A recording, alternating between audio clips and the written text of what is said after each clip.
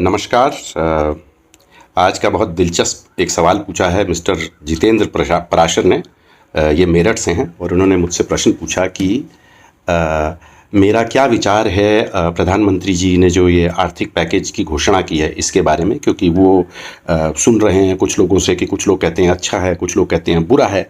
और दूसरी चीज़ जो हमारे प्रधानमंत्री जी ने कहा है कि भारतीय चीज़ें खरीदिए, भारतीय उद्योगों को प्रोत्साहन दीजिए, हमारी जो स्मॉल इंडस्ट्रीज़ हैं उनको प्रोत्साहन दीजिए, उसके बारे में मेरा क्या विचार है। तो मैं कुछ लोग तो आप में से मुझे जानते हैं और मैं एक फ़ौजी परिवार से बिलोंग करता हूं और मैंने ख़ुद भी 20 साल फ़ौज में सर्विस की है। तो मेरा नज़रिया, जो मेरे परिवार ने मुझे जो फाउंडेशन, जो मेरे बचपन में जो चीज़ें सिखाई थी और जो मैंने फ़ौज में भी सीखी, वो ये थी कि जहाँ तक धर्म का सवाल है, धर्म जो है हमें पैदाइशी मिलता है। बड़े कम लोग होते हैं जो अपना धर्म बदलते हैं, लेकिन ज़्यादातर लोग हम अपना धर्म जो है पैदाइशी लेके आते हैं, इसमें हमारी कोई चॉइस नहीं होती। तो धर्म को हमको अपने घर की चार दीवारी तक ही सीमित रखना चाहिए। हमें समझना है कि जो सबसे तीन फंडामेंटल चीज़ें हैं हमारी लाइफ की, वो हैं हमारा देश, हमारी सोसाइटी और हम। ये तीन चीज़ें जो हैं मायने रखती हैं। हमको इन चीज़ों पे ज़्यादा ध्यान देना है।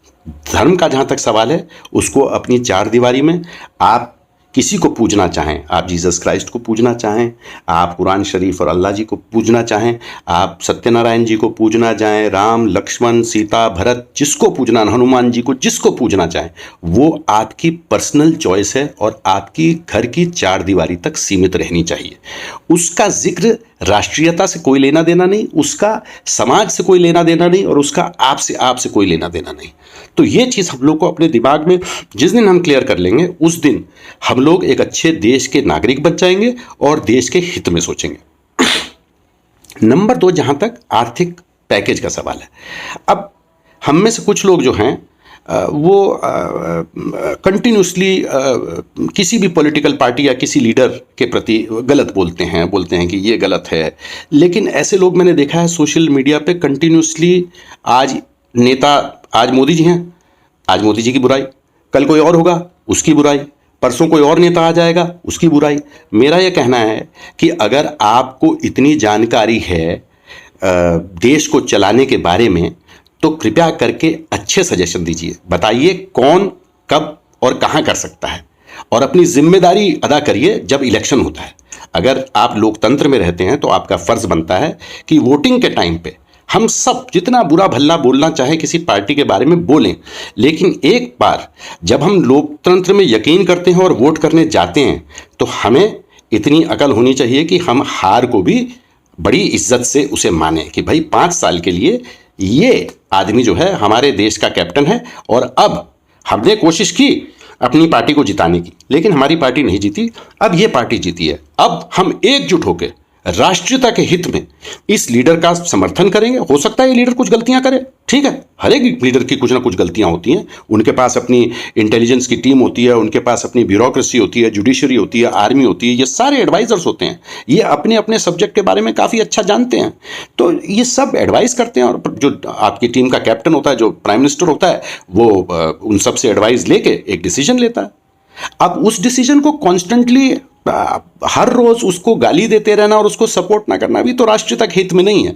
तो मुझे तो लगता है कि जो लोग अपने कैप्टन को, अपनी ही टीम के कैप्टन को गाली देते हैं, वो लोग इस देश के हित के लिए कुछ नहीं कर रहे। उनको जब 5 साल बाद आपको मौका मिलेगा, आपको लगता है ये सरकार अच्छी नहीं है, मत दीजिए वोट, लेके आइए, बहुमत लेके आइए, अपनी नई पार्टी बनाइए और उस पार्टी से वो सब कुछ सही करवाइए जो अब की पार्टी ने गलत किया है।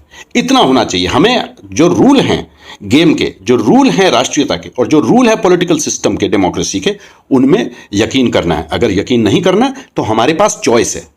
हम सोच सकते हैं कि चलिए हमारा देश गंदा है, हो सकता है कोई और देश अच्छा है, देखिए, हो सकता है आपकी ऊंची अकल के साथ आपको वहां पे इनवाइट करें, नहीं तो आप ऐसा करिए, आप वहां की जाके सिटीजनशिप लीजिए। लेकिन अगर आप यहां रहते हैं, लोकतंत्र में विश्वास करते हैं, एक पॉलिटिकल सिस्टम में विश्वास करते हैं, तो कृपया करके वोटिंग सिस्टम के आधार पे, डेमोक्रेसी के हिसाब पे आप अपनी पार्टी को जिताइए, और उसके बाद अगला जब टाइम आएगा 5 साल बाद, उसके बाद अपनी पार्टी के थ्रू जो कुछ भी गलत हुआ है उसको आप सही करिए। ये होना चाहिए सही, एक सही नागरिक का ये जिम्मेदारी सही होनी चाहिए दिमाग में। नंबर 2 कि हमको भारतीय चीज़ें क्यों खरीदनी चाहिए किसी भी देश के लिए, ये तो बड़ी सिंपल सी चीज़ है, इसमें इतनी कॉम्प्लिकेटेड समझने में क्या बात है। उदाहरण के तौर पे आज की तारीख में जो विदेशी कंपनियां हैं वो जब भी कोई सामान हमको बेचती हैं तो उसका फ़ायदा किसे होता है? हर एक इंसान जिसकी कॉमन सेंस है वो जानता है कि उसका फ़ायदा जो है उस विदेश कंट्री को होगा।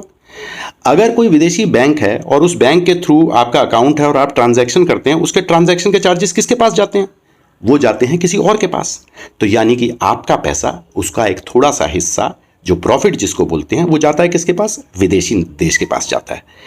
अब जो भी देश के अंदर कमी होती है वो देश कहाँ से पूरा करता है? आपके टैक्सों के थ्रू। अब जब विदेश के पास जा रहा है तो इसका टैक्स भी कहाँ है? विदेश के पास जा रहा है। जो सिर्फ ट्रांजैक्शन थोड़ा सा परसेंटेज है वो आपके पास आता है। तो अब क्या हो गया? दो तरफी प्रॉब्लम हो गई कि पैसा आपकी जेब से बाहर जा रहा है और सरकार को अपनी जेब से पैसा देना पड़ रहा है। कहां से? जिस ट्रांजैक्शन के लिए उनको पैसा नहीं मिलता, विदेश में चला जाता है। तो सिंपल सी एक बात आपके प्रधानमंत्री ने बोली आपको कि अपने देश का सामान खरीदिए। अगर आप अपने देश का सामान खरीदेंगे, प्रॉफिट किसके पास जाएगा? हमारे लोगों के पास जाएगा। अगर हमारे लोगों के पास जाएगा तो टैक्स किसके पास जाएगा? हमारी सरकार के पास जाएगा। हमारी सरकार को हमारे लोगों पे ज्यादा पैसा खर्च करना पड़ेगा या कम करना पड़ेगा? कम करना पड़ेगा। क्यों? क्योंकि हमारे ही देशवासियों को फायदा हो रहा है। तो इसमें दो तरफा फायदा है सरकार को और हमारे देश को, कि हमारे देश में सरकार को कम टैक्स का खर्चा करना पड़ेगा, ज्यादा टैक्स मिलेगा और इससे फायदा होगा हमारे जो उद्योगपति हैं और जो हमारे देश के जो स्मॉल मीडियम एंटरप्राइजेस हैं उनको फायदा होगा। ये तो बड़ी सिंपल मैथमेटिक्स है। तो इसमें इतना समझने की क्या प्रॉब्लम हो रही है आजकल लोगों को? और मैं देख रहा हूँ सोशल मीडिया पे लोग बोलते जा रहे हैं 20,000 करोड़ कहाँ पे लगेगा, कैसे लगेगा, ये तो गलत है। समय जब बुरा होता है तो बुरे डिसीजंस लेने पड़ते हैं। सरकार के पास कोई जादू तो है नहीं कि ऊपर से कहीं से पैसे तोड़ के ले आएगी। सरकार को तो पैसे टैक्स से ही मिलते हैं और तो कहीं से कोई सोर्स है नहीं। जो हमारी सर्विसेज हम बेचते हैं उसी पे मिलते हैं। तो अगर वही सब कम हो रहा है और कामकाज बंद हो गया है तो सरकार को पैसा आना बंद हो गया। तो सरकार ने एक आपको सुझाव दिया कि कृपया करके अपने देश के सामान खरीदिए। इसमें गलत क्या है? लोग कहते हैं कि चाइना की बुराई कर रहे हैं। अरे पिछले 10-15 साल से आप लोग जब मजे से चाइना का सामान खरीद रहे थे, आपको बाहर के टीवी मिलते थे 20,000 25,000 के, लेकिन 5,000 का टीवी आपको मिलता था चाइना का, आप खरीदते थे। आज की तारीख में हम कहते हैं कि नहीं, हमारा सामान खरीदिए। हम हो सकता है 5 का नहीं 7,000 का बेचें, लेकिन कम से कम टैक्स हमारे देश में आएगा और धीरे धीरे जब हमको स्केल मिलेगा, जब हम ज़्यादा चीज़ें बनाएंगे तो हो सकता है हमारी कॉस्ट भी नीचे आए। तो ये जो चीज़ें हैं, मैं चाहता हूं कि हर एक देशवासी जो कि अपने राष्ट्र में बिलीव करता है उसका हक बनता है कि इसको समझे और ना ही समझे लोगों को सही दिशा दिखाए, लोगों को इस चीज़ का मतलब समझाए और राष्ट्र हित में अपना सामान, अपने देश का बना हुआ सामान खरीदिए ताकि आपके देश को पैसा मिल सके और देश जो है वापस तरक्की की पटरी पे आ सके। धन्यवाद।